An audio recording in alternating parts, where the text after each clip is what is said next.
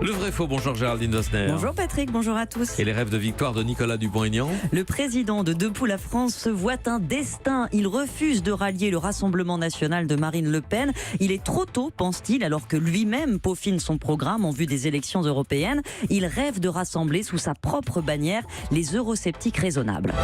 Je suis président d'un parti politique qui fait jeu égal avec le Parti socialiste. Debout la France fait jeu égal avec le PS, vrai ou faux? On va dire que l'affirmation est un poil exagérée. Oui. Pour affirmer cela, M. Dupont-Aignan s'appuie sur des sondages. 2 enquêtes récentes d'Harris Interactive et de l'Institut IFOP le créditent de 7 et 6% des intentions de vote aux européennes. Le PS, lui, est à 1 point de plus, 7 et 8%. La cote de popularité de son parti est aussi meilleure. Il engrange des adhésions, dit-il.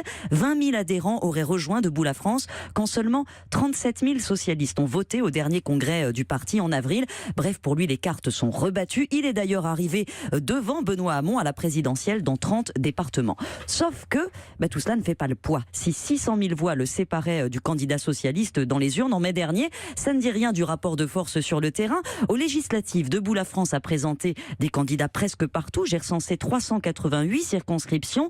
Ils se sont fait balayer avec 1,17% des suffrages en moyenne, 6 fois moins que les candidats socialistes. Debout la France n'a toujours qu'un élu à l'Assemblée. Le PS, lui, en conserve 31. Mais il y a tout de même une vague porteuse plus profonde, non?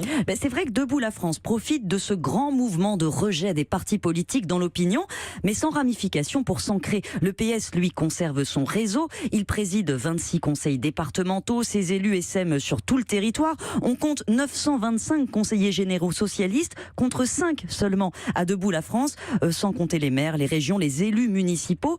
Et le PS a de l'argent, même très diminué. Il devrait toucher 7,5 millions de financement public l'an prochain. Debout la France ne dépassera pas 450 000 €. C'est un peu court, à la fois pour faire campagne et pour convaincre surtout le paquebot du Rassemblement national de s'arrimer à sa petite barque. Merci à vous Géraldine Dosner.